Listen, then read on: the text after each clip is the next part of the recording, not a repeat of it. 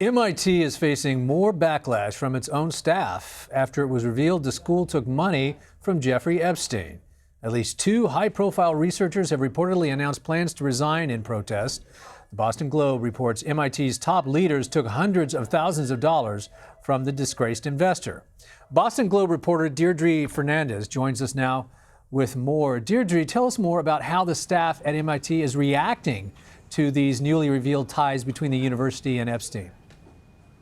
Well, a really prominent researcher has just announced that he's going to resign from the Media Lab because of the ties between the Media Lab and MIT and Jeffrey Epstein. The Media Lab's director, Joey Ito, had taken money for both the Media Lab and for his own personal investments from Jeffrey Epstein. So he's resigned. There's a visiting scholar who has also announced that he's leaving the lab. And there's some effort by some students that are pushing for Ito's resignation too. So when did this relationship start? Excuse me? When did the relationship between Epstein and MIT begin? Well, it's at least with the Media Lab, it starts around 2013, but it seems like there have been ties between Epstein and professors at MIT for much longer. And are there anyone, have you heard anyone there at the university who are trying to justify that relationship?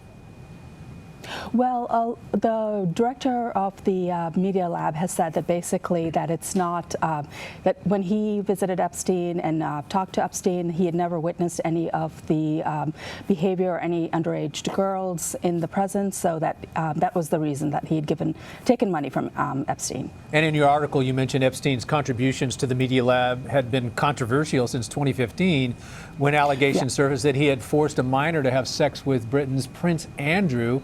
So tell us more about that. Well, back in 2015, the issue came up. A lot of the nonprofits and organizations were looking at whether or not they should keep taking money from Epstein. And the issue was raised at MIT. Epstein had bragged about giving money to professors and efforts and research efforts there. And MIT at the time said that at least they hadn't taken any money for Epstein for a program that helped teach children programming, but they didn't say how much or where else the money went to. So they knew there was an issue with Epstein's money even back then. Yeah, and you talked about what some of the staff members are willing to do. What about the university itself? What is it doing to rectify the situation, if anything? Well, right now they aren't.